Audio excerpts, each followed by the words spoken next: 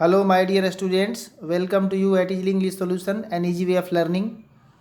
इस वीडियो में हम लोग CBSE क्लास 9 NCERT हिस्ट्री का chapter number 2 socialism in Europe and the Russian revolution, इस चैप्टर के सारे इंपॉर्टेंट पॉइंट्स को कवर करेंगे। वीडियो को ज़्यादा हम लेंथी भी नहीं बनाएंगे और ये NCERT का कोई ये पेज नहीं है और ये कोई बुक नहीं है। इसको हमने ये PDF तैयार किया है और यह जो है एक समराइज फॉर्मेट में है। इसमें सारे इंपॉर्टेंट पॉइंट्स जो है इस चैप्टर के उसको लिया गया है और इस वीडियो को शुरू से अंत तक यदि आप देख लेते हैं तो इस चैप्टर के सारे इंपॉर्टेंट पॉइंट्स कवर हो जाएंगे। बिल्कुल एकदम इजी लैंग्वेज में हम लोग समझेंगे और इसको शुरू से अंत तक यदि आप देख लें तो इस चैप्टर से आने वाले किसी भी क्वेश्चन को आप कर सकते हैं। चाहे आपके एग्जाम्स में जिस तरह का भी क्वेश्चन इस चैप्टर से आए उसको आप कर सकते हैं। तो चलिए हम लोग स्टार्ट करते हैं और आपसे एक रिक्वेस्ट है कि चैनल को कृपया सब्सक्राइब करें, इससे जुड़े यदि आप अभी तक नहीं जुड़े हैं तो, और इस वीडियो को अपने फ्रेंड्स के बीच ज़्यादा से ज़्यादा शेयर करें ताकि सभी को इससे लाभ पहुँचे और चैनल को राइज कराने में आप हेल्प करेंगे, ये मेरा रिक्वेस्ट है। चलिए तो स्टार्ट करते हैं, इसको समझने का प्रयास करते हैं। सबसे पहला इसका पॉइंट है the age of social change, यानी सामाजिक बदलाव का युग। तो सबसे पहले तो इस चैप्टर में इसका जो हेडिंग है सोशलिज्म यानी समाजवाद, तो समाजवाद के बारे में हम लोग समझेंगे कि क्या होता है और कहाँ पर समाजवाद, तो यूरोप में समाजवाद। और मुख्य रूप से यह चैप्टर रूस की क्रांति यानी रशियन रिवोल्यूशन के बारे में यह चैप्टर है। तो रशियन रिवोल्यूशन के सारे पहलुओं को अच्छी तरह से इसमें दिया हुआ है, उनको हम लोग समझेंगे। तो पहला जो पॉइंट है इसमें का the age of social change, सामाजिक बदलाव का समय। देखिए इसको समझते हैं। The French revolution opened up the possibility of creating a dramatic change in the way in which society was structured. देखिए सबसे पहले आपने उस चैप्टर को पढ़ा होगा, वो आप ही की क्लास में 9 क्लास में ही फ्रेंच रिवोल्यूशन यानी फर्स्ट चैप्टर है हिस्ट्री का, फ्रांस की क्रांति। तो फ्रांस की क्रांति किस प्रकार से हुई उस चैप्टर को आशा करते हैं कि आप पढ़े होंगे, तो आप जानते होंगे। नहीं पढ़े हैं तो हमारे चैनल पर उसका भी वीडियो अपलोड है, आप चैनल पे से सर्च करके और उसको पहले समझ सकते हैं। तो फ्रांस की जो क्रांति हुई थी उस क्रांति में हुआ क्या था कि सामाजिक बदलाव की बात हुई थी। क्रांति का मतलब ही होता है बदलाव यानी चेंज लाना। तो वहाँ पे जो चेंज हुआ उस चेंज से इस तरह का पॉसिबिलिटी हो गया था, इस तरह का संभावना बन गया था कि किस प्रकार से समाज को बदला जाए, क्योंकि वहाँ बहुत सारा बदलाव हुआ था। और यह जो बदलाव हुआ एक तरह से ड्रामेटिक चेंज हुआ, नाटकीय बदलाव हुआ और समाज पहले से जिस तरह से बना था उसमें बदलाव हुआ। तो not everyone in Europe however wanted a complete transformation, some were conservative while others were liberals and radicals. लेकिन सभी लोग समाज को बदलना नहीं चाहते थे, क्योंकि 3 तरह के लोग थे, कंजर्वेटिव, लिबरल्स एंड रेडिकल्स। अब देखिए जो तीनों पॉइंट है लिबरल, रेडिकल और कंजर्वेटिव, बहुत ही इंपॉर्टेंट है। एग्जाम्स में सीधे पूछे जाते हैं इनका डेफिनीशन या इनका डिजायर क्या था। तो एक एक चीज़ पर यानी एक एक पॉइंट पर अब हम लोग विस्तृत से आगे चर्चा करेंगे। और आगे सबसे पहले लिबरल यहाँ पर दिया हुआ है और लिबरल्स को पहले हम देखते हैं कि ये क्या थे और क्या चाहते थे। लिबरल जो थे wanted a nation which tolerated all religions, they were against the uncontrolled power of the dynastic rulers. Liberal जो लोग थे वे यहाँ पे चूँकि शॉर्ट फॉर्मेट में बनाया गया है और सीधा मेन पॉइंट ही लिया गया है और ज़्यादा लेंथी नहीं किया गया है। दूसरा चीज़ कि ईजी लैंग्वेज में लिया गया है, इसलिए आप आसानी से समझेंगे इसे। तो लिबरल जो लोग थे वे एक ऐसा देश चाहते थे जिसमें सभी धर्मों को बर्दाश्त किया जाए, किसी धर्म के प्रति विरोध न किया जाए। और they were against uncontrolled power of dynastic rulers. जो डायनेस्टिक रूलर्स होते थे यूरोप में पहले, यानी वंशवादी शासक होते थे, यानी उनके बाद उनका बेटा बनेगा, उनके बाद उनका बेटा, ऐसे वाले। तो इन लोगों के हाथ में ही पावर रहे और उनके पास अनकंट्रोल्ड पावर रहता था, कोई उनके पास उनके ऊपर अंकुश नहीं लगा सकता था और निरंकुश राजा होते थे। तो उनके सत्ता को पसंद नहीं करते थे यूरोप में लोग चाहते थे कि इनको चेंज हो। और कौन चाहते थे? लिबरल लोग चाहते थे। They wanted right for individuals, वे लोग चाहते थे कि लोगों के पास अधिकार हो, सबको अपना अपना। They argued for an elected parliamentary government subject to laws interpreted by all trained judiciary that was independent of rulers and officials. तो लिबरल लोग एक और बात क्या चाहते थे? वे चाहते थे कि उन्होंने तर्क दिया कि एक इलेक्टेड पार्लियामेंट्री गवर्नमेंट हो, यानी ऐसी संसदीय सरकार हो जिसमें जनता के द्वारा चुने हुए प्रतिनिधि हों, जनता अपना प्रतिनिधि चुनकर दे। और संसदीय लोकतंत्र में भी ये लोकतंत्र की बात जो है नहीं है, यहाँ पे गवर्नमेंट केवल दिया गया है, पार्लियामेंट्री गवर्नमेंट। इसका भी दो फॉर्म होता था उस टाइम में। कॉन्स्टिट्यूशनल मोनार्की था। एक राजा हो गए, राजा के नीचे बहुत सारे ये इलेक्टेड रिप्रेजेंटेटिव हो गए, उनका एक असेंबली हुआ, लेकिन राजा को ही वीटो पावर रहता था। राजा जो कहेगा लास्ट में वही बात होगा। लेकिन एक संविधान भी रहता था, रिटन कॉन्स्टिट्यूशन रहेगा, और उस कॉन्स्टिट्यूशन से ही राजा शासन चलाएंगे और इन लोगों से भी राय लेंगे। तो ये था कॉन्स्टिट्यूशनल मोनार्की। और पार्लियामेंट्री डेमोक्रेसी जब रहेगा तो उसमें ये रहेगा कि राजा कोई नहीं रहेंगे, यानी जो पूरा हेड होगा जो शासन का वह भी एक जनप्रतिनिधि ही रहेगा। लेकिन यहाँ पर उसकी बात नहीं की जा रही है, कॉन्स्टिट्यूशनल मोनार्की की ही बात की जा रही है। जो ऑटोक्रेटिक मोनार्की था, निरंकुश राजतंत्र था, उसमें राजा हेड होते थे, कोई संविधान नहीं होता था और कोई जनप्रतिनिधि नहीं होते थे। लेकिन यहाँ ये लोग डिमांड किए कि जनप्रतिनिधि होना चाहिए और उनसे पूछकर राजा डिसीजन ले और संविधान के अनुसार डिसीजन ले। ठीक है, तो ऐसा तर्क दिया लिबरल लोगों ने।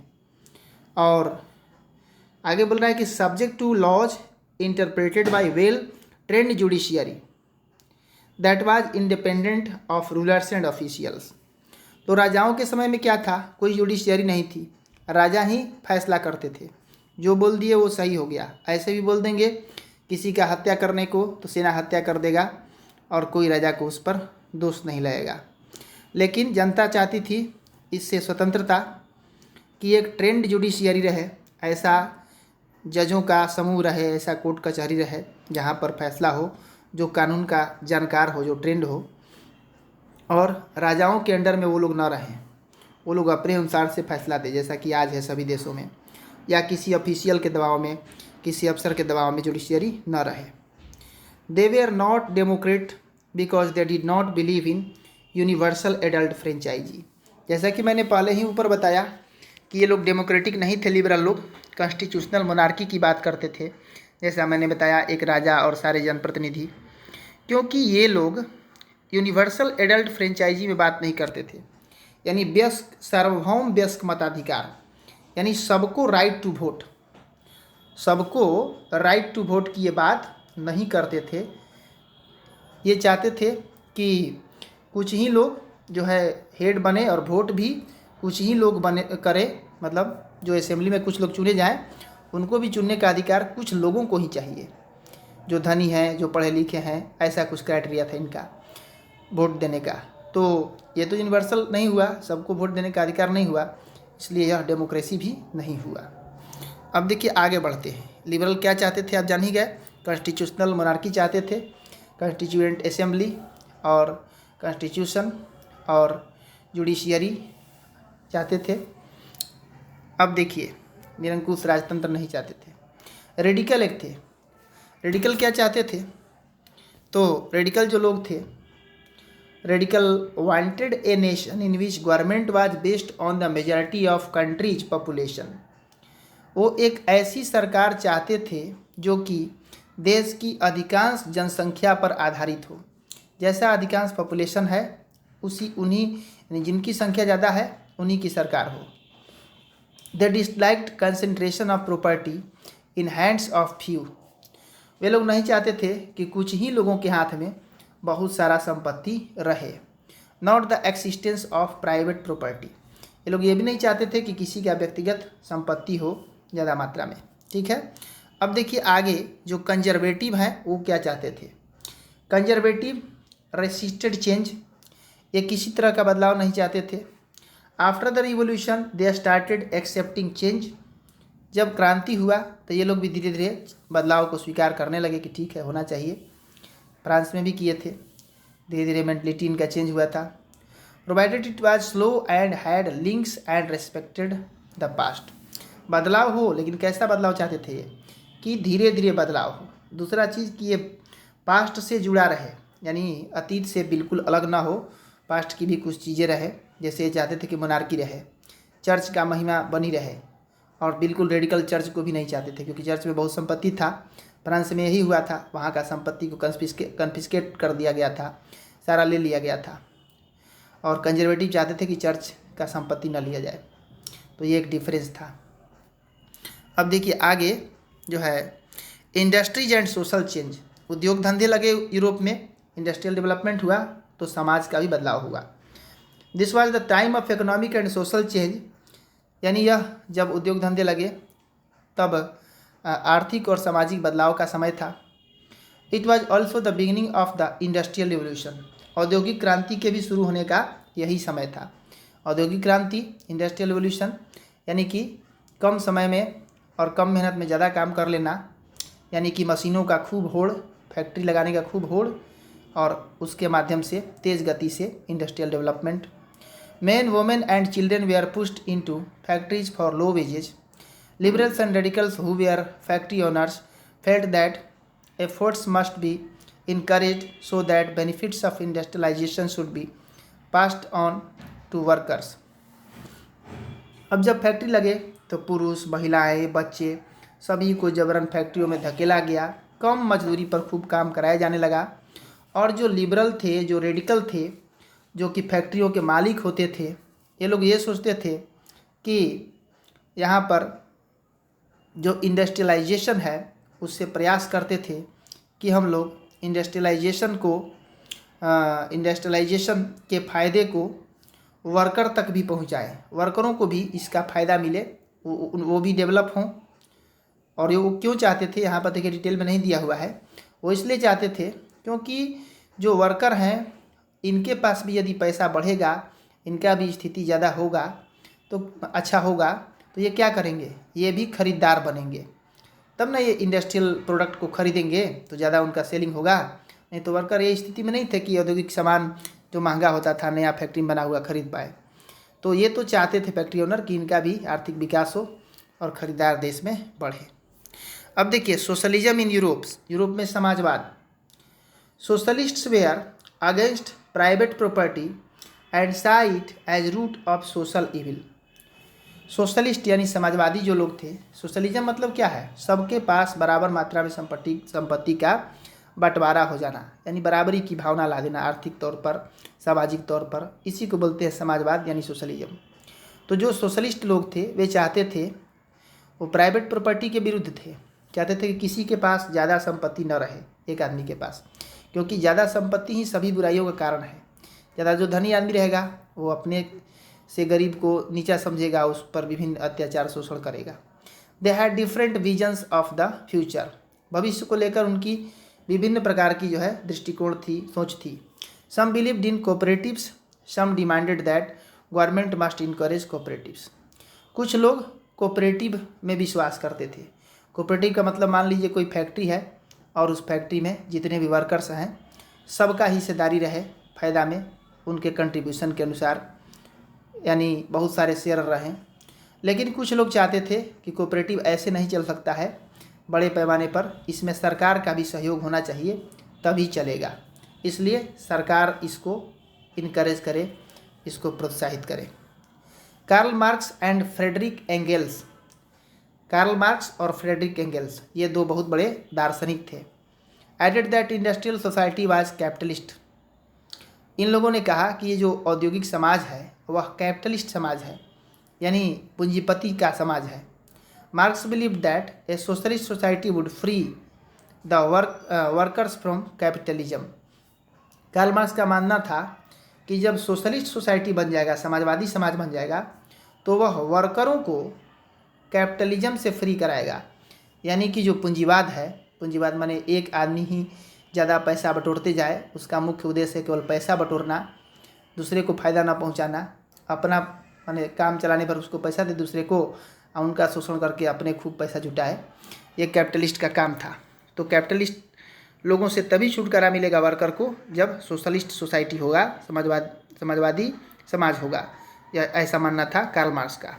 This would be A communist society, और यह जो समाज बन जाएगा ऐसा तो उसको कहा जाएगा कम्युनिस्ट सोसाइटी। ठीक है, अब कम्युनिस्ट क्या है आपको यह भी समझ में आ गया होगा। अब देखिए आगे जो पॉइंट है, सपोर्ट फॉर सोशलिज्म, समाजवाद के लिए समर्थन। Socialist formed and organisation called second international, socialist लोगों ने एक संगठन बनाया जिसका नाम रखा second international, to spread socialist ideas, अपने समाजवाद के आइडियाज़ को, उद्देश्यों को फैलाने के लिए, इसका प्रचार करने के लिए। Workers in Germany and England began forming associations to fight for better living condition, जो भी वर्कर थे जर्मनी में या इंग्लैंड में, इन लोगों ने अपना अपना ऑर्गेनाइजेशन, संस्थाएं बनाना शुरू किया, एसोसिएशन यानी संघ, किस लिए, ताकि हम लोग, हमारा स्थिति अच्छा हो, अपने अच्छे भविष्य के लिए लड़ने के लिए, क्योंकि वर्करों की स्थिति अच्छी नहीं थी, तो चाहते थे कि हम इसके लिए फाइट करें कैपिटलिस्ट के विरुद्ध, और हम एक अच्छा समाज बनाएं, और इसके लिए इन लोगों ने संगठन बनाया। They set up funds for members in distress, reduction of working hours and right to vote. इन लोगों का डिमांड क्या था संगठन बनाकर, कि जो भी हमारा जो कोई सदस्य रहेगा इस संगठन का, यदि उसका कोई डिस्ट्रेस होगा, यानी कोई विपत आएगी, आफत आएगी, तो उस कठिनाई की परिस्थिति में हम अपने इस फंड जुटाए, पैसा मैंने चंदा ले लेकर, और उससे हम लोग सहयोग करेंगे उस अपने मेंबर का। और उन लोगों ने डिमांड किया कि वर्किंग आवर घटाया जाना चाहिए, 8 घंटा से ज़्यादा काम करवाते थे लोग, तो इनका डिमांड यही था कि 8 घंटा तक किया जाए, यानी कम समय तक काम कराया जाए, और उन्हें राइट टू वोट दिया जाए, उन्हें वोट देने का अधिकार भी दिया जाए। यह भी डिमांड इन लोगों ने किया, संगठन इसलिए ही बनाया इन लोगों ने। अब यहाँ पे है रशियन रिवॉल्यूशन, यानी रूस की क्रांति। अब इसको हम समझेंगे कि क्या है। तो देखिए रशियन रिवॉल्यूशन क्या है, रूस की क्रांति क्या है, यानी यही आपका चैप्टर का मुख्य हेडिंग है, और इसको अच्छी तरह से हम लोग अब समझेंगे। तो सबसे पहले तो ये है कि 1914 में जार निकोलस सेकेंड का शासन था पूरे रूसी साम्राज्य में, यानी उस समय सोवियत संघ और रूस दोनों एक ही में था, और पूरे के पूरे इलाके पर जार निकोलस सेकेंड, जो कि रूस के राजा थे, उनका शासन था। यहाँ पे इकोनॉमी एंड सोसाइटी, यानी वहाँ की अर्थव्यवस्था कैसी थी और समाज कैसा था। Most of the Russian population, about 80%, were agriculturist, Russia की अधिकांश आबादी जो है उस समय करीब 85% एग्रीकल्चरिस्ट थी, यानी खेतीहर लोग थे, खेती करते थे, किसान थे। Industries were being set up which was mostly private property of industrialists, उद्योग धंधे लगना शुरू हुए, लेकिन अधिकांश जो फैक्ट्रियां थी, जो कंपनियां थी, वह प्राइवेट प्रॉपर्टी था इंडस्ट्रियलिस्ट लोगों का, यानी कि जो बड़े बड़े पूंजीपति लोग थे उन्हीं की फैक्ट्रियां थी, सरकारी फैक्ट्रियां नहीं थी वहाँ पर। Workers were divided into groups but they did unite to strike work when they were dissatisfied. देखिए जो वर्कर थे वहाँ पर रूस में, वे सभी अलग अलग ग्रुप में डिवाइडेड थे, वो भी एक तरह के नहीं थे और उनमें भी आपस में बनता नहीं था, लेकिन समय के साथ साथ वे यूनाइट हुए, एकजुट हुए। जब वे लोग असंतुष्ट हो गए इस पूंजीपतियों से, प्राइवेट प्रॉपर्टी वाले इंडस्ट्रियलिस्ट से, तब एकजुट हुए। Peasants had no respect for nobility, जो भी पीजेंट थे, जो गरीब किसान थे, उन नोबल लोगों का रेस्पेक्ट नहीं करते थे। नोबल कौन थे? ज़्यादा संपत्ति जुटाने वाले, यानी ज़्यादा जिनके पास ज़मीन था, जायदाद था, वे लोग। Were unlike the French peasant, क्योंकि ये जो फ्रांस के छोटे किसान थे, फ्रांस के जो छोटे किसान थे, जो पीजेंट थे, वे नोबल को रेस्पेक्ट करते थे, क्योंकि नोबल उनके सुख दुख में साथ रहते थे और उनको आर्थिक मदद करते थे, इसलिए उनके सपोर्ट से वो नोबल बने थे। लेकिन रसिया में जबरन जो है अपने पावर पर, बल पर नोबल बने थे, इसलिए जो रशियन नोबेल थे उनको पीजेंट का सपोर्ट नहीं था, जबकि फ्रेंच नोबल को पीजेंट भी सपोर्ट करते थे। Russian peasants were the only peasant community which pulled their land and their commune divided it, जो रशियन पीजेंट थे, जो रूस के जो छोटे किसान थे, सिर्फ माने पूरे यूरोप में ऐसे किसान थे, ऐसे कम्युनिटी थे जो अपने ज़मीन जो उनका होता था, उनका ज़मीन ले लिया जाता था। देखिए यहाँ पे शॉर्ट में थोड़ा अच्छा से डिटेल्ड नहीं दिया है, हम इसको बता देते हैं कि उनका ज़मीन प्रत्येक 3 साल पर ले लिया जाता था और उनके ज़मीन लेकर फिर बांट दिया जाता था according to their family requirement. उनके परिवार में कितने सदस्य हैं तो कितना अनाज चाहिए तो उतना ही ज़मीन दिया जाता था। और उनका जो डिवाइड करने वाला था उसका कम्यून था, है ना, कम्युनिटी का हेड, जिसको मीर बोलते थे, MIR, उसको मीर बोलते थे। वो मीर ज़मीन को हर 3 साल पर बांटता था। तो इसलिए भी वो पीजेंट डिससेटिस्फाइड रहते थे क्योंकि उनका लैंड जो था फिक्स्ड नहीं होता था। अब यहाँ पे है सोशलिज्म इन रसिया, रूस में समाजवाद। समाजवाद कैसे आया, क्या हुआ इसमें? तो all political parties were illegal in Russia before 1914। 1914 से पहले यानी जार के शासन में जितने राजनीतिक पार्टियां थी वहाँ पर, उन सभी पार्टियों को इलीगल घोषित कर दिया था जार ने, गैर कानूनी बता दिया था। The Russian Socialist Democratic Labour Party was formed in 1898। रूस की एक पार्टी बनी Russian Socialist Democratic Labour Party, जिसका गठन हुआ 1898 में।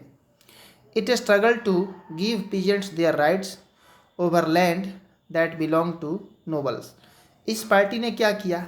इस पार्टी ने जो पीजेंट्स थे, जो छोटे किसान थे, उन लोगों को उनका अधिकार देना शुरू किया। जो नोबल्स के ज़मीन थे, जिन ज़मीनों पर ये पीजेंट्स खेती करते थे भाड़े पर, उस पार्टी ने उन पीजेंट्स को ही देना शुरू किया कि ये ज़मीन आपका हो गया, यानी आप ही खेती कीजिए। उन पीजेंट्स को ही उन ज़मीनों पर अधिकार देना शुरू कर दिया। As land was divided among peasants periodically which makes them natural socialist. और ये जो ज़मीन जो था समय समय पर उनके बीच में बांटा जाता था। उन के ज़मीन को ही, उन नोबल्स के ज़मीन को ही पीजेंट्स के बीच में बांटा जाता था। और ऐसा होने से वे सोशलिस्ट बन गए, वे समाजवादी बन गए। यानी क्योंकि ज़मीन तक भी वो अपना नहीं, समाज का ही है, समय समय पर मिल रहा है। तो एक तरह से समाजवादी लक्षण उनके अंदर आ गया, ऐसी सिचुएशन बन गई और ये नैसर्गिक रूप से, नेचुरल रूप से सोशलिस्ट बन गए। And it was felt that peasants and not workers would be the main source of revolution. लेकिन ऐसा महसूस किया गया कि ये जो पीजेंट्स हैं या ये जो वर्कर्स हैं, सिर्फ क्रांति का यानी रिवोल्यूशन का मुख्य सोर्स यानी स्रोत यही नहीं थे। सिर्फ इन्हीं से क्रांति नहीं हो सकती है या नहीं हुई थी। But Lenin did not agree with this as he felt that peasants were not one social group.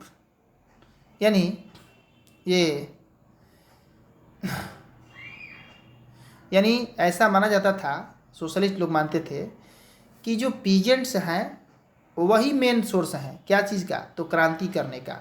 Revolution इन्हीं के बल पर हो सकता है, वर्कर्स के बल पर नहीं हो सकता है। लेकिन लेनिन इसमें विश्वास नहीं करते थे, इससे एग्री नहीं थे, क्योंकि वो मानते थे कि सारे पीजेंट्स भी एक तरह के नहीं हैं, उनका भी सारा सामाजिक स्ट्रक्चर एक तरह से नहीं है। The party was divided into Bolshevik and Menshevik. तो जब उन्होंने माना कि ये पीजेंट्स का भी सिचुएशन एक तरह से नहीं है, तो लेनिन ने पार्टी को 2 भागों में डिवाइड कर दिया। एक भाग का नाम रखा बोल्शेविक और दूसरे का नाम रखा मेंशेविक। देखिए पीजेंट में डिफरेंस क्या था? उनमें डिफरेंस ये था कि सभी जो पीजेंट्स थे गरीब नहीं थे। कुछ पीजेंट ऐसे थे जो लेबर रखते थे और उनसे काम करवाते थे, और कुछ पीजेंट्स ऐसे थे जो खुद दूसरे के खेतों में लेबर का काम करते थे और खुद से भी अपना भी खेती थोड़ा मोड़ा करते थे। तो सिचुएशन में डिफरेंस हुआ।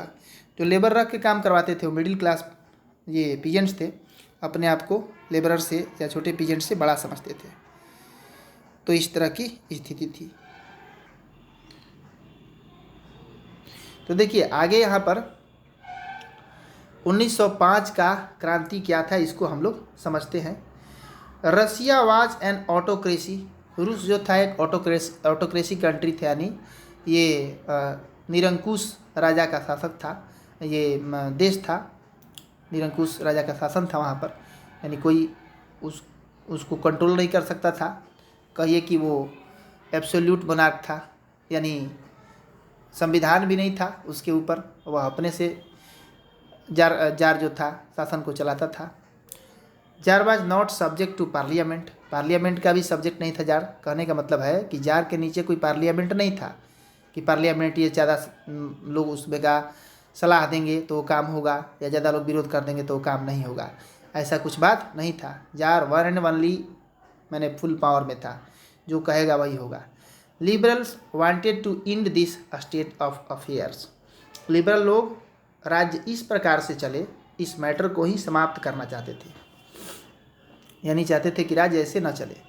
They work toward demanding a constitution during the revolution of 1905, 1905 में जो क्रांति हुई और जो वर्करों ने क्रांति किया, उन्होंने ये डिमांड किया, ऐसा मांग किया कि एक लिखित संविधान होना चाहिए और उस संविधान के माध्यम से ही सरकार चलना चाहिए।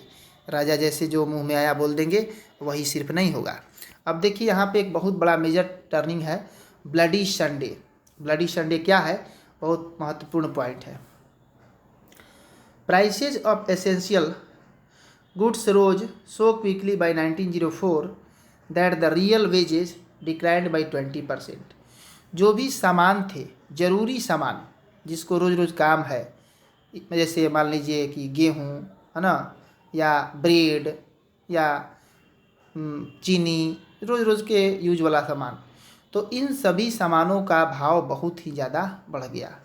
इतना भाव बढ़ गया जो मजदूरी था उसके मुकाबले, कि उनका मजदूरी 20% कम पड़ने लगा, 20% कम पड़ने लगा। जैसे मान लीजिए कोई 100 रुपया कमाता है और 100 रुपया में उसका टोटल खर्चा भी चल जाता है, लेकिन अब सामान इतना बढ़ गया भाव उसका कि अब उनको उतना ही सामान खरीदने में 120 रुपया लगने लगा। तो 20% सीधे महंगाई बढ़ गया और वेजेस उसके अनुसार नहीं बढ़ा। अब देखिए क्या हुआ, जब ऐसा हुआ तो during this time 4 members of the Putilov iron works were dismissed. एक था पुटिलो आयरन वर्क्स, यह लोहे की फैक्ट्री थी। इस फैक्ट्री में उसी समय 4 जो माने मेंबर थे, इन जो रिवोल्यूशनरीज थे, रिवोल्यूशनरी के पार्टी के ही मेंबर थे, और उन चारों मेंबर को जो कि वर्कर थे कंपनी से निकाल दिया गया।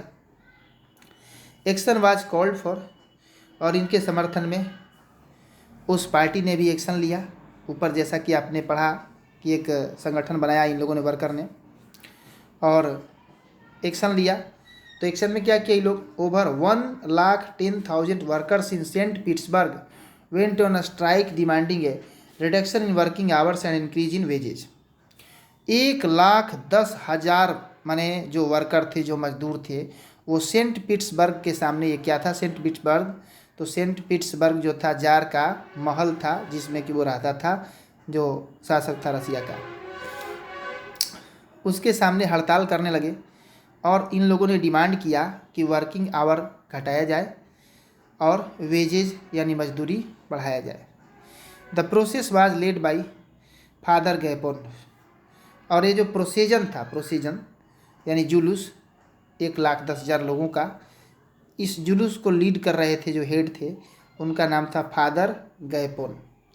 This procession was attacked by the police and Cossacks, और इस जुलूस पर पुलिस के द्वारा और कोजेक्स के द्वारा, कोजेक्स यानी जार के पर्सनल गार्ड्स होते थे, इन लोगों के द्वारा आक्रमण किया गया, अटैक किया गया इस भीड़ पर।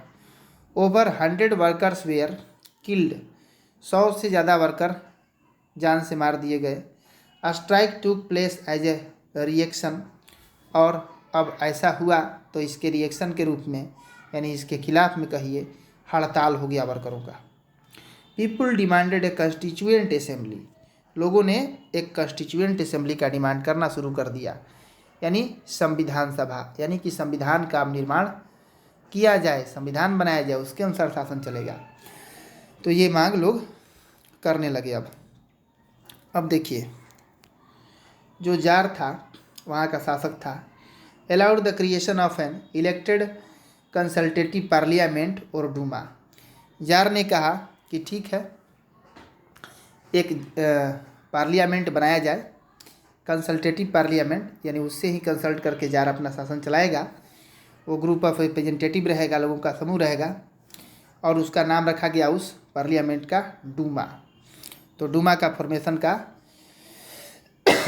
इजाज़त जो है जार दे दिया। Jar dismissed the first Duma with in 75 days and announce the election of second Duma. Jar ने जो पहली बार डूमा बना, लोगों का जो ग्रुप बना रिप्रेजेंटेटिव का, उसको 75 दिन में ही डिसमिस कर दिया, खारिज कर दिया।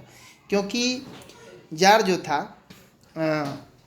डूमा में जो लोग थे उन्हें पसंद नहीं करता था, क्योंकि वो उसका विरोध करते थे और वो हमेशा से ही निरंकुश रूप से शासन चलाया था एक स्वतंत्र शासक के रूप में। अब उस पर ये लगाम लगाते थे तो उसको यह जार जो था पसंद नहीं करता था, और इसी के पास ही वीटो पावर था, ये डूमा को जब मन तब चाहे सस्पेंड कर सकता था। तो इसलिए उसने सस्पेंड कर दिया। अब देखिए आगे, the world war, the first world war and the Russian revolution, यानी प्रथम विश्व युद्ध और उस वहाँ प्रथम विश्व युद्ध का इफेक्ट क्या हुआ रूस की क्रांति पर, ये चीज़ यहाँ पर आप पढ़िएगा। In Russia the war was initially very popular but later the support grew thin. शुरू में तो रूस में क्या हुआ कि इस जो फर्स्ट वर्ल्ड वार का बहुत ही ज़्यादा समर्थन हुआ, लेकिन बाद में यह सपोर्ट घट गया। एंटी जर्मन सेंटिमेंट्स रैन हाई, जर्मनी के विरुद्ध यानी जर्मनी के विरोध में बहुत ज़्यादा लोग माने पारा चढ़ गया था उनका, जर्मनी के खिलाफ हो गए थे, क्योंकि जर्मनी के खिलाफ ही रूस युद्ध लड़ रहा था।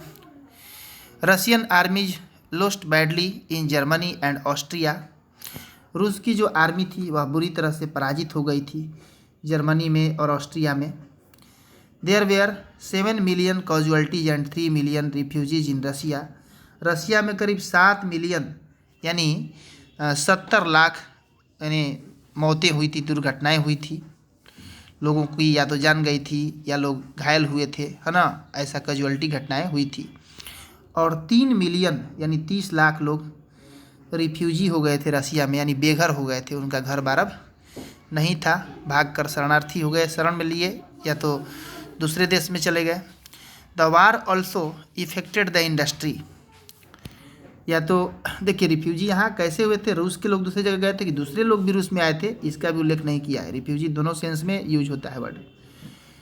The war also affected the industry, और इस युद्ध से जो उद्योग धंधे थी, रसिया की जो इंडस्ट्री थी उस पर भी इफेक्ट पड़ा था। There was labour shortage, railway lines were shut down and small workshop were closed down. क्या था कि लेबर का बहुत कमी था इंडस्ट्री में उस समय, और जो रेलवे लाइन थे रूस के वे बंद हो गए, और जो छोटे छोटे जो कारखाने थे वे तो पूर्णतः बंद हो गए थे। There were shortage of grain and hence of bread, अनाज की भी कमी हो गई थी। अरे भाई सभी युद्ध में ही लड़ने गए तो अनाज कौन उपजाएगा, ऐसे ही बम बारूद पटका रहा है, सेना के लिए अनाज का डिमांड खूब बढ़ गया है तो अनाज तो घटेगा ही, और इसलिए ब्रेड की भी कमी हो गई थी जो कि मुख्य भोजन था वहाँ का। अब देखिए, the February revolution in Petrograd शहर था, यानी पेट्रोग्राद ही उस समय राजधानी थी, वहाँ पर फरवरी की क्रांति। अब इसकी घटनाएं क्या थी मुख्य। In the winter of 1917 Petrograd was grim, 1917 में जाड़े के समय में पेट्रोग्राद में जोखिमपूर्ण स्थिति था, ग्रीम माने संकट। There was food shortage in the workers quarter, जो वर्कर का क्वार्टर था, एक नदी था बीच में, ठीक है, तो नदी के इस तरफ वर्कर रहते थे और इस उसी तरफ फैक्ट्री वगैरह थी, और इस तरफ जो थे बड़े बड़े बिल्डिंग थे, और बड़े बड़े सभी जो जार का भी भवन था या वीआईपी बिल्डिंग था, रिहायशी इलाका था, और जहाँ जहाँ बैठक होता था वो सब भी भवन थे इस साइड में। तो इधर वर्कर के क्वार्टर की तरफ क्या हुआ, तो ये अनाज का बहुत ही शॉर्टेज हो गया था। 22 फरवरी को a lockout took place at a factory, एक फैक्ट्री में बंद का आह्वान हो गया, पूरा बंद कर दिया गया।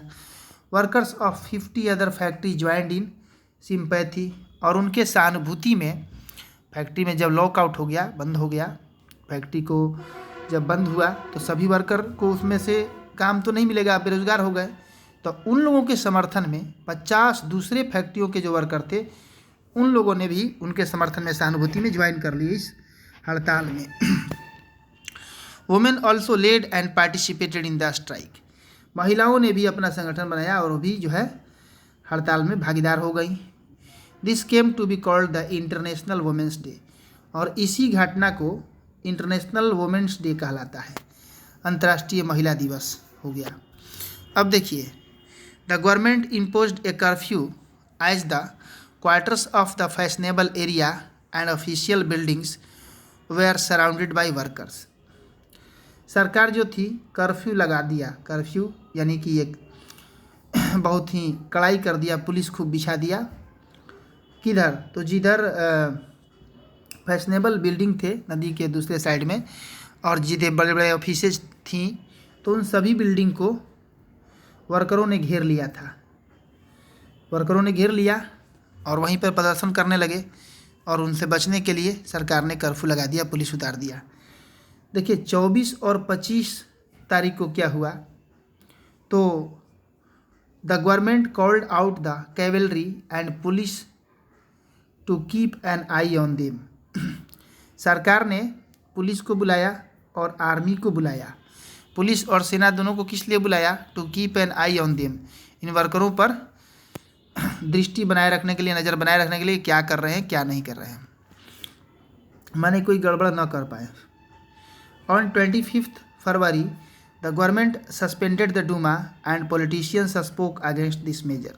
25 फरवरी को सरकार ने क्या किया, यानी जार ने क्या किया, डूमा को सस्पेंड कर दिया, डूमा को ख़त्म कर दिया, जो लोगों के द्वारा चुनी हुई ये पीपुल्स इलेक्टेड पार्लियामेंट थी, उसको ख़त्म कर दिया। और जो भी राजनीतिक लोग थे बड़े बड़े, उन्होंने इस चीज़ का विरोध किया। The people were out with force once again, और एक बार फिर से पूरे दल बल के साथ लोग जो है सड़कों पर बाहर निकल आए, धरना प्रदर्शन करने लगे।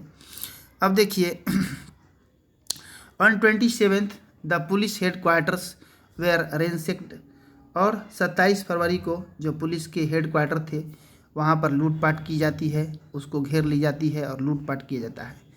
Cavalry was called out again, however it refused to fire on demonstrators. इस बार फिर आर्मी को बुलाया गया, लेकिन आर्मी ने क्या किया, बोला कि ये जो प्रदर्शनकारी लोग हैं इनके ऊपर हम फायरिंग नहीं करेंगे, फायरिंग करने से इनकार कर दिए। An officer was shot at the barracks of regiment and other regiment mutinied. अब जो बैरक था यानी जो छावनी थी, जो सेना की एक छावनी में एक अफसर को गोली मार दिया सैनिकों ने, और दूसरे भी जो रेजिमेंट के जवान थे उन्होंने मुठभेड़ कर दिया, विद्रोह कर दिया अपने अफसरों के खिलाफ, और बागी हो गए, यानी कि वे लोग क्या हो गए, वर्कर के ये जो डिमॉन्स्ट्रेटर थे इनके सपोर्ट में आ गए। Voting to join the striking workers gather to form a soviet और काउंसिल। ये लोग उन्हीं के साथ ज्वाइन कर लिए, और ये लोग इकट्ठा हुए एक जगह पर, किस लिए कि हम लोग अब एक सोवियत बनाएंगे या काउंसिल बनाएंगे। सोवियत या काउंसिल क्या होगा, तो सोवियत या काउंसिल भी वही चीज़ हुआ, ग्रुप ऑफ रिप्रेजेंटेटिव, लेकिन जनता ने इसे नहीं चुना था, ये सारे के सारे सेना और वर्कर्स जो थे उसी के मेन लोग जो थे मिल करके खुद से सोवियत या काउंसिल अपना बनाने लगे। This was the Petrograd Soviet. Petrograd में पहली बार ये जो बनी तो इसको पेट्रोग्राद सोवियत कहा गया। A delegation went to meet the tsar, military commanders advised him to abdicate.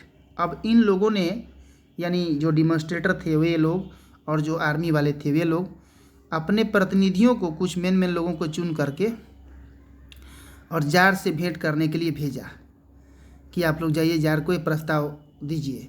तो इनका जो डेलीगेशन था, यानी जो ग्रुप ऑफ लीडर्स था इनका, वे जार से मिलने गए, और मिलिट्री के कमांडर जो थे उन लोगों ने सलाह दिया जार को कि आप अपना शासन सत्ता छोड़ दीजिए। द जार एब्डिकेटेड ऑन 2 मार्च, यानी जार 2 मार्च को अपना शासन छोड़ देता है। 2 मार्च को किस साल में 2 मार्च को? तो जार 2 मार्च को 1917 में ही अपना शासन जाड़े के समय में छोड़ देता है। ठीक है, जाड़ा के बाद मार्च आता है तो वो छोड़ देता है। रूस में हालांकि उस समय तक ठंड ही रहता है अभी भी। अब देखिए, a provincial government was formed by the Soviet and Duma leaders to run the country. अब एक प्रोविंशियल गवर्नमेंट, इसको प्रोविजनल गवर्नमेंट, ठीक है, बुक में मिलेगा प्रोविजनल गवर्नमेंट, बनाया गया सोवियत के द्वारा और डूमा के लीडर्स के द्वारा देश को चलाने के लिए। डूमा के लीडर्स कौन थे? जो जार के समय में डूमा था, यानी ग्रुप ऑफ रिप्रेजेंटेटिव था, उनके भी नेता इन सोवियत वालों का साथ दिए, उनके साथ मिल गए। सोवियत में कौन कौन थे?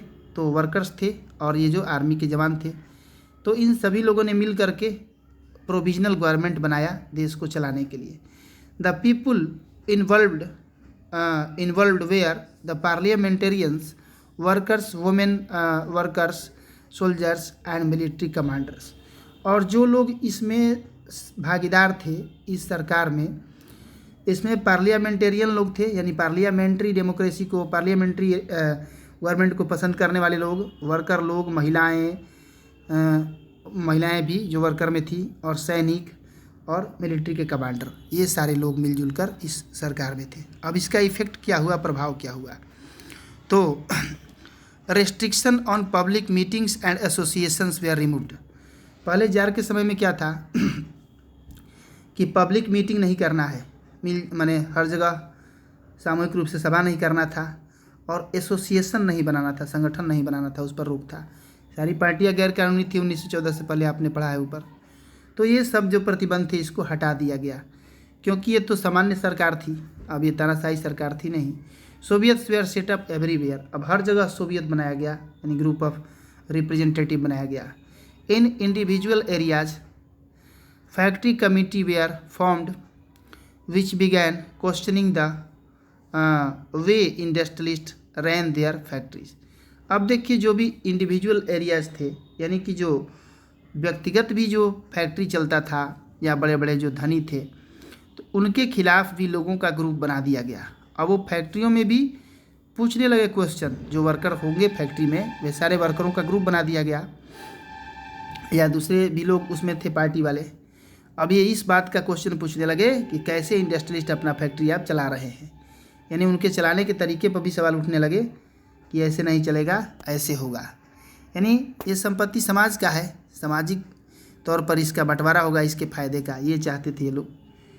अब देखिए, soldiers committees were formed in the army. उधर फैक्ट्री में तो वर्कर का कमेटी बन गया, और इधर आर्मी में सोल्जर का कमेटी बन गया, सैनिकों का समिति बन गया। The provisional government sides power, देखिए यहाँ प्रोविजनल गवर्नमेंट दिया हुआ है। Provisional government sides power declining the Bolshevik influence grow. Provisional government ने क्या किया, अपने शक्ति को देखा कि हमारे में अब शक्ति आ गया, हम इन लोगों को जो है कंट्रोल कर रहे हैं। और बोल्शेविक जो लोग थे, क्रांतिकारी लोग, उनका पावर को बढ़ते हुए प्रोविजनल गवर्नमेंट ने देखा और अपने पावर को घटते हुए देखा। ठीक है, यहाँ पर कि प्रोविजनल गवर्नमेंट की जो पावर थी, शक्ति थी, वो घटने लगी सरकार की, उसका प्रभाव कम होने लगा। और जो बोल्शेविक लोग थे, जो क्रांति करते थे, वे लोग हर जगह ग्रुप यही बनाने लगे, सोल्जर का और आर्मी का और ये फैक्ट्री वर्कर का, इनका पावर बढ़ने लगा। इट डिसाइडेड टू, क्योंकि ये तो बैन किसी पार्टी पर किए नहीं, संगठन सभी चलेगा, उन पर रोक हटा दिए, तो ये पार्टी बढ़ने लगी। It decided to take a stern measure against the spreading discontent. अब ये जो प्रोविजनल गवर्नमेंट थी, इस गवर्नमेंट के खिलाफ जो है असंतुष्टि बढ़ने लगा, लोगों में डिससेटिस्फेक्शन बढ़ने लगा। तो इस सरकार ने भी सोचा कि हम इसके खिलाफ स्टर्न मेजर अपनाएंगे, यानी बहुत कठोर जो है कदम उठाएंगे, मारेंगे पीटेंगे लोगों को, ज़्यादा हमारे खिलाफ धरना प्रदर्शन करेंगे तो, हमारा विरोध करेंगे तो। It resisted attempts by workers to run factories and arrested leaders. Worker क्या करते थे, सोचते थे कि फैक्ट्री को हम चलाएं अपने अनुसार, फ़ायदे को हम बांटें अपने बीच। तो उनके इस प्रयास को विरोध किया विरोध कैसे किया, एकदम मार पीट कर अच्छी तरह से दबाया उनको, उनके लीडर्स को अरेस्ट किया। किसने? प्रोविजनल गवर्नमेंट ने। तो अब देखिए आगे क्या हुआ, यानी प्रोविजनल गवर्नमेंट वर्सेज जो ये बोल्शेविक, उनके बीच में होने लगा। Peasants and the socialist revolutionary leaders pressed for a redistribution of land. अब जो छोटे छोटे किसान थे या जो समाजवादी क्रांतिकारी वाले नेता थे, इन लोगों ने भी दबाव बनाया कि फिर से हम ज़मीनों का बंटवारा करेंगे आपस में। Land committees were formed and peasants seized land between July and September 1917। अब लैंड कमेटी बनाया गया। बाहर भाई, वर्कर कमेटी, लैंड कमेटी और आर्मी कमेटी। तो लैंड कमेटी बनाया गया जुलाई से सितंबर के बीच में 1917 में। और इन लोगों का काम क्या हुआ कि ज़मीन हम नोबल से छीनकर आपस में बांटेंगे। अब देखिए, वो तो फरवरी की क्रांति थी बच्चा लोग, ऊपर वाला जो आपने पढ़ा।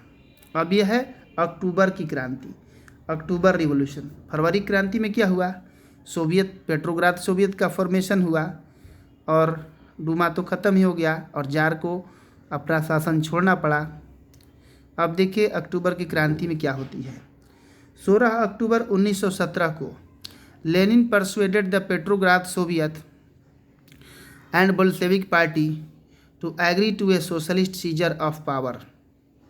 लेनिन ने पेट्रोग्राद सोवियत जो बना था, और पेट्रोग्राद सोवियत तो उसके नीचे थी और ऊपर उसके कौन था? तो मेन जो था वो मोनार्क था, राजा ही था। राजा नहीं था, कोई दूसरे लोग थे, हेड लोग थे, यानी मिनिस्टर लोग थे। जार निकोलस सेकंड तो छोड़ दिया था, हट गया था। तो उसने बोला, लेनिन ने पेट्रोग्राद सोवियत को और बोल्शेविक पार्टी को कि आप लोग मिलकर क्या कीजिए, सोशलिस्ट सीजर यानी समाजवादी पार्टी, सोशलिस्ट सीजर, सोशलिस्ट विचारधारा वाले जो लोग हैं, उन लोग अपने अधिकार में शासन सत्ता को लीजिए, सरकार के मंत्रियों को हटाइए, बर्खास्त कीजिए और आप लोग अपने पावर में इस प्रोविजनल गवर्नमेंट के सरकार को लीजिए। A military revolutionary committee was appointed by the Soviet to organise seizure. यहाँ क्या करना है? तो सीजर करना है, यानी सरकार को सीज करना है। तो एक मिलिट्री में जो लोग थे, जो लेनिन के लोग थे, बोल्शेविक पार्टी के लोग थे मिलिट्री में, इसके विचारधारा से जो प्रभावित थे, उन लोगों का एक कमेटी बनाया गया और उन लोगों को अपॉइंट किया गया कि आप लोग भाई पुलिस में हैं, ये सेना में हैं, दल बल के साथ आपके पास हथियार है और आपका ही काम है कि जबरन बलपूर्वक सरकार को सीज करना है। Uprising began on 24 October. Prime minister Kerensky left the city to summon troops. 24 अक्टूबर को इसका प्रभाव दिखने लगा, यानी ये लोग जो है अपना प्रयास शुरू कर दिए सरकार को सीज करने का। तो जो प्रधानमंत्री था केरेंस्की, वो शहर छोड़कर चला गया ट्रूप बुलाने के लिए, यानी आर्मी का ग्रुप बुलाने के लिए। Military man loyal to the government seize the building of 2 Bolshevik. वे मिलिट्री वाले लोग जो सरकार के वफादार लोग थे, बोल्शेविकों के 2 बिल्डिंग को सीज कर लिया उन लोगों ने, यानी अपने कैप्चर में ले लिया। वो बिल्डिंग न्यूज़पेपर के बिल्डिंग थे, ठीक है, वहाँ से उनका पेपर छपता था और अपने विचार को प्रचार प्रसार वे लोग करते थे। Pro government troops were sent to take over telephone and telegraph offices and protect the Winter Palace. अब देखिए, जो प्रो गवर्नमेंट ट्रूप थी, यानी सरकारी ही थी, यानी सरकार एक अलग से जो टुकड़ी बनाया था, उसमें क्या हुआ कि ये जो टेलीफोन उस ग्रुप को भेजा गया, उस ग्रुप ने क्या किया कि टेलीफोन और टेलीग्राफ के जो ऑफिसेज थी, उन ऑफिसेज के रक्षा करने के लिए भेजा गया सरकार की तरफ से कि टेलीफोन वाले ऑफिस को रक्षा करो, प्रोटेक्ट करो, और टेलीग्राफ वाले ऑफिस को प्रोटेक्ट करो। और साथ ही साथ जो विंटर पैलेस है, जहाँ पर कि सारे बैठक वगैरह होता था, डूमा का मीटिंग होता था, सोवियत का राजा वगैरह थे, ये मंत्री वगैरह थे, उसको भी प्रोटेक्ट करने के लिए उनको भेजा गया। अब देखिए, in response military revolutionary committee order to seize government offices and arrest the minister. तो उनके खिलाफ में जो मिलिट्री वाले रिवोल्यूशनरी कमेटी बना था बोल्शेविक के तरफ से, इसने क्या किया, ऑर्डर दिया कि आप लोग क्या करें कि सरकारी ऑफिसेज को सीज कर लें और सारे मंत्री जो हैं उनको अरेस्ट कर लीजिए। The aurora ship sailed the Winter palace, other ship took over strategic points. Aurora नाम का एक जहाज़ था, वो इधर पानी में चलते चलते, पानी वाला जहाज़ था, विंटर पैलेस के पास आया और दूसरे जो जहाज़ थे रणनीति बना करके अपना कहाँ कहाँ एकदम यानी मोर्चा लेके तैयार होना है, वहाँ वहाँ सब हो गए। By night the city had been taken over and ministers had surrendered. अब ये सेना के जहाज़ थे लेकिन क्रांतिकारियों की तरफ से यूज़ किया गया और इस प्रकार जहाज़ जो है अपना मोर्चा लेके खड़ा हो गया। और रात होते होते क्या हुआ कि वो पूरे के पूरे शहर को अपने कब्जे में ले लिया क्रांतिकारियों ने, और उसके बाद मंत्रियों को भी अरेस्ट किया और उन्हें सरेंडर बुलवा दिया। All Russian Congress of Soviet in Petrograd approved the Bolshevik action. All Russian Congress Soviet यानी पूरे रूस में जितने भी सोवियत बनी थी उनका बैठक हुआ, और उन रशियन ऑल रशियन कांग्रेस जो सोवियत था यानी पूरे सोवियत का जो बैठक मिला जुला के हुआ, उन लोगों ने क्या किया कि पेट्रोग्राद में ये जो एक्शन लिया बोल्शेविक पार्टी ने, इनके इस एक्शन को सपोर्ट कर दिया उन लोगों ने।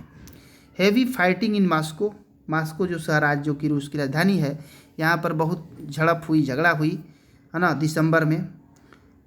और Bolsheviks controlled the Moscow Petrograd area, और बोल्शेविक पार्टी के लोगों ने ही मास्को और पेट्रोग्राद एरिया को कंट्रोल करने लगे, वो अपने कैप्चर में, कब्जे में ले लिया। The people involved were Lenin the Bolsheviks troops pro government. यानी इसमें कौन कौन लोग थे झड़प में शामिल, तो लेनिन और बोल्शेविक पार्टी के लोग और जो विभिन्न टुकड़ियां थी, सरकार और सरकार से अलग भी टुकड़ियां थी।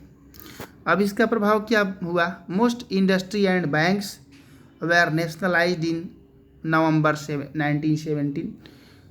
1917 में होते होते, क्योंकि लेनिन का उद्देश्य क्या था, लेनिन का उद्देश्य था सोशलिज्म। सोशलिज्म का मतलब क्या है यहाँ पर, यानी वो चाहता था कि जितने भी संपत्ति है सभी सरकार के पास रहे, all property should be in hand of the government, सरकार के हाथ में सारा संपत्ति रहे, लेनिन चाहता था। दूसरा चीज़ लेनिन ये चाहता था कि समाज का अधिकार रहे उन संपत्तियों पर, सरकार के हाथ में रहेगा तभी सरकार सबको बराबर मात्रा में डिस्ट्रीब्यूट करेगा उसका बेनिफिट, और उस फैक्ट्री जो भी है उसको बनाए भी रखेगा और सबके हित का ध्यान रखेगा। जबकि पूंजीपति के हाथ में रहेगा तो वो अपना सिर्फ फ़ायदा देखेंगे। Land was declared social property and peasants were allowed to seize the land of the nobility. Land को भी क्या किया गया, ज़मीन को, इसको सोशल प्रॉपर्टी कहा गया कि समाज की पूरा संपत्ति है, और जो भी पीजेंट्स थे, जो भी किसान थे, उनको कहा गया कि आप ज़मीन को सीज कीजिए, नोबल लोगों के ज़मीन को। Use of old aristocratic titles was band. पुराने जो अरिस्टोक्रेटिक टाइटल थे यानी खानदानी लोगों के जो बड़े बड़े टाइटल थे उसको बैन कर दिया गया कि टाइटल कोई नहीं रखेगा अपना। The uniform where designed for the army and official, जो अफसरों के, जो आर्मी के लोगों के जो यूनिफॉर्म थे उसको फिर से नया डिज़ाइन किया गया, अलग design. Russia became a one party state, और इस प्रकार रसिया एक पार्टी का ही देश बन गया बोल्शेविक लोगों का। Trade union were kept under party control, और ट्रेड यूनियन को भी पार्टी के ही नियंत्रण में रखा गया। ट्रेड यूनियन क्या है, ग्रुप ऑफ मैनी ट्रेडर्स, ठीक है, और वो व्यापार का अपना फ़ायदा देखता है, सरकार का विभिन्न कड़ा नियम कानून न लगे उस पर, उसके खिलाफ जो है धरना प्रदर्शन करना ट्रेड यूनियन का काम होता है, यानी ट्रेड करने वाले लोगों का हितों का देखभाल करना। A process of centralised planning was introduced, this led to economic growth. अब एक सेंट्रलाइज्ड प्लानिंग है ना, यानी पूरा एक केंद्र सरकार यानी जो मेन जो गवर्नमेंट है वहीं से प्लान किया जाएगा, पूरे रूस चलेगा, ऐसा तरीका अपनाया गया। और इकोनॉमिक ग्रोथ का ध्यान रखा गया कि आर्थिक विकास हो, वृद्धि हो। इंडस्ट्रियल प्रोडक्शन इंक्रीज, और आर्थिक विकास हुआ भी, औद्योगिक प्रोडक्शन भी, फैक्ट्रियों में उत्पादन बढ़ा। And extended schooling system developed, और स्कूलिंग सिस्टम भी वहाँ विकसित हुआ, विभिन्न प्रकार के स्कूल खुले। और कलेक्टिविजेशन ऑफ फार्म्स स्टार्टेड, और जो भी लैंड थे, ज़मीन थे, उनका कलेक्टिविजेशन स्टार्ट हो गया, ज़मीनों को लेना शुरू किया गया, यानी बटोरना शुरू किया गया। वास्तव में देखिए कलेक्टिविजेशन क्या था, तो ये स्टालिन के टाइम में हुआ था, ठीक है। स्टालिन ने जो पीजेंट्स के भी जो छोटे छोटे लैंड थे इनको भी ले लिया था अपने ये कैप्चर में, क्योंकि उसने ज़मीन को डिस्ट्रीब्यूट किया थे सभी जो पीजेंट्स थे अपने में। लेकिन एक साल अनाज घट गया था खूब शहरों में, तो स्टालिन चारों तरफ, लेनिन के बाद स्टालिन आया था, छापा मरवाया, उसको लगा कि बड़े किसान अपने पास रखे हुए अनाज को, लेकिन क्या हुआ कि नहीं मिला अनाज। तो उसने क्या किया कि सारे ज़मीन को कलेक्ट कर लिया, सरकार के अंडर में ले लिया, बड़े बड़े फार्म्स बना दिया, और उसने कहा कि सभी पीजेंट्स इसमें खेती करें मिलजुल कर। और उसके बाद क्या हुआ कि ये सभी जो अनाज थे वो बांट दिए जाते थे। हो जाने के बाद पीजेंट्स जो जो खेती करने में थे उनके बीच उनके खाने भर, अब बाकी का शेष अनाज सरकार शहरों में सप्लाई करा देती थी। तो इस तरह से ये कलेक्टिविजेशन वाली मेथड थी। अब देखिए यहाँ सिविल वार की बात है। When the Bolshevik ordered land redistribution, the Russian army began to break up. Non-Bolshevik socialist liberals and supporters of autocracy condemned the Bolshevik uprising. अब देखिए जब बोल्शेविक पार्टी ने ऑर्डर दिया लैंड को रिडिस्ट्रीब्यूट करने के लिए, फिर से बांटने के लिए, तो रूस की जो आर्मी थी टूटने लगी। अब आर्मी इस बात पर एग्री नहीं थी। इसमें जो नॉन बोल्शेविक और सोशलिस्ट जो थे, लिबरल जो थे, या जो ऑटोक्रेसी के सपोर्टर थे यानी जारशाही के जो समर्थक थे, उन लोगों ने बोल्शेविकों के इस कदम का निंदा किया। They formed their troops and were called Greens. उन्होंने अपना ग्रुप बना लिया, अपना समूह बना लिया, और ग्रीन्स नाम हो गया उनका, ग्रीन कहलाने लगे। Which would fight against Bolshevik red. Bolshevik वाले रेड कहलाते थे, जो रेड के खिलाफ लड़ने लगे। यानी ये ग्रीन लोग कौन थे? बोल्शेविक के खिलाफ। बोल्शेविक कौन थे? तो रेड कहलाए बोल्शेविक, और वो ग्रीन कहलाए जो सपोर्टर थे ऑटोक्रेसी के, वो लड़ने लगे रेड के खिलाफ। The pro tsar Whites controlled most of the Russian Empire. और जो प्रो जार यानी जार के बाद वाले जो लोग थे, यानी वाइट्स जो कहलाते थे, वे सभी लोग वे लोग रसिया के अधिकांश भाग पर, अधिकांश साम्राज्य पर शासन था। यानी जार से बिलोंग करने वाले जो लोग थे, वे लोग रसिया के अधिकांश साम्राज्य पर उनका ही कब्जा था। They were supported by French, American, British and Japanese troops. इनका समर्थन था। कहाँ से ये सपोर्ट किए जाते थे? तो फ्रांस के लोगों के द्वारा, अमेरिका के लोगों के द्वारा, ब्रिटिश और जापान के लोगों के द्वारा वाइट्स का समर्थन किया जाता था। All this fought A war with the Bolshevik. ये सभी लोग मिलकर बोल्शेविक के साथ लड़ाई किए, ग्रीन्स और वाइट्स मिल करके। Making a socialist society. अब देखिए सामाजिक समाज का बनना, समाजवादी समाज का बनना। The Bolsheviks kept industries and banks nationalised during the civil war. Bolshevik ने सिविल वार यानी देश के अंदर ही जो युद्ध हुआ ये वाला, तो इस समय में ही बोल्शेविक ने सारे उद्योग धंधों को, सारे बैंकों को नेशनलाइज करना शुरू किया, सरकार के अंडर में करना शुरू किया। A process of centralised planning was introduced. Centralise planning का एक प्रक्रिया लगा दिया गया। केंद्रीयकृत एक सरकार है, वहीं से सारा योजना चलेगा और वैसे ही पूरा देश चलेगा। Rapid construction and industrialisation started. बहुत तेज़ गति से वहाँ पर विभिन्न चीज़ों का बनना शुरू हो गया, कंस्ट्रक्शन शुरू हो गया और उद्योग धंधे भी शुरू हुए। N extended schooling system develop. Schooling system भी काफ़ी बढ़ा दिया गया पढ़ाई लिखाई शिक्षा का स्तर। अब Stalin and collective farming, Stalin आता है लेनिन के बाद अब कलेक्टिव फार्मिंग कैसे एक में मिला करके, जो कि हमने ऊपर अभी बताया। Stalin believe that rich peasants and traders stocked supplies to create shortage of grain.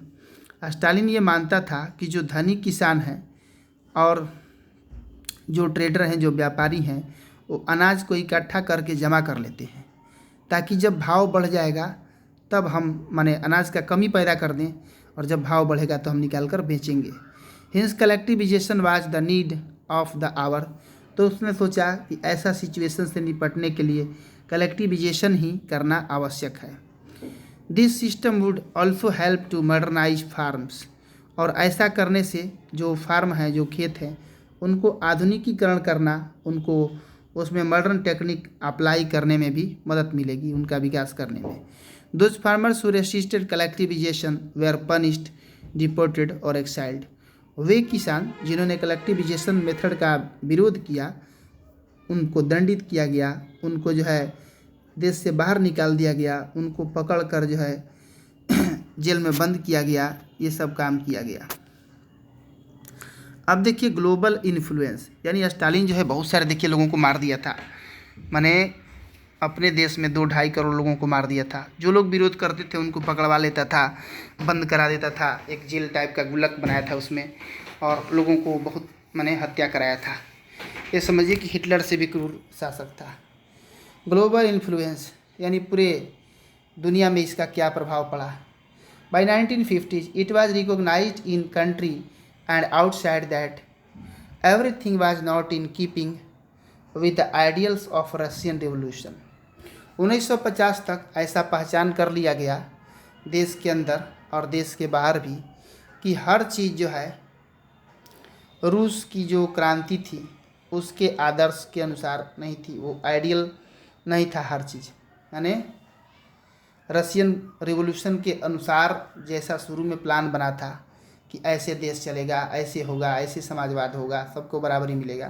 तो 1950 आते आते उसका प्रभाव नहीं रहा और सब कुछ उस क्रांति वाले नियम कानून के अनुसार ही नहीं चल रहा था।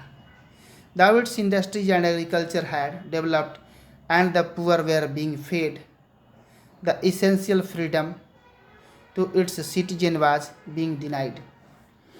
क्या हुआ, जो इसके उद्योग धंधे और जो खेती थे भले ही वो विकसित हुए रूस में, लेकिन जो बेचारे गरीब थे वो बहुत ही यानी कहने का मतलब थक चुके थे, उनका गरीबी समाप्त होने वाला नहीं था और आवश्यक जो फ्रीडम था, जो स्वतंत्रता थी जनता की, वह नहीं मिल रही थी। उनकी स्वतंत्रता बाधित हो गई थी, डिनाइड कर दिया गया था। अरे ये तो शॉर्ट में लिखा है, देखिए बात क्या था ये स्टालिन जो था यानी गुलाम ही लोगों को बनाया था, एक तरह समझिए तो तानाशाही शासक था बिल्कुल हिटलर की तरह, और किसी का कुछ बात सुनने वाला नहीं था। लेनिन तो उतना किए ऐसे करके और लोगों को वैसा बनाना चाहते थे कि सभी जो है जनता को बराबर ज़मीन मिले, ऐसे विकास हो, ऐसे हो। तो विकास तो खूब किया स्टालिन ने, लेकिन एक तरह से लोगों को गुलाम बनाया था, समझिए तो वैसी स्थिति थी, किसी को अपने अनुसार नहीं चलना था। जो तानाशाही हटाने के चक्कर में थे वही तानाशाही आ गया था वहाँ। However, it was recognized that social ideals still enjoyed respect among the Russians। लेकिन लोगों ने ये चीज़ थोड़ा सा देखा कि ये जो सोशल आइडियल्स थे, यानी जो सोशलिज्म था, समाजवाद थे, उन आइडियल्स का रिस्पेक्ट था अभी तक समाज में। रूस का जो ये समाजवादी जो विचार निकला वहाँ से रूस से कि समाजवाद एक चीज़ होता है और ऐसे समाजवाद होना चाहिए, तो उसके प्रति लोगों में जो है आदर की भावना थी कि हाँ समाजवाद अच्छा चीज़ था, वही रहना चाहिए था, वही होना चाहिए। But in each country the ideas of socialism were rethought in variety of different ways. लेकिन दुनिया के जो दूसरे जो देश कहिए, तो उन अलग अलग देशों में इस समाजवाद को अलग अलग तरीक़ों से सोचा गया और उनमें कुछ अपना आइडिया जो है मिलाया गया और इस तरह से किया गया। ठीक है, चलिए अब मिलेंगे हम नेक्स्ट वीडियो में नेक्स्ट किसी चैप्टर के साथ। ठीक है, बहुत बहुत धन्यवाद।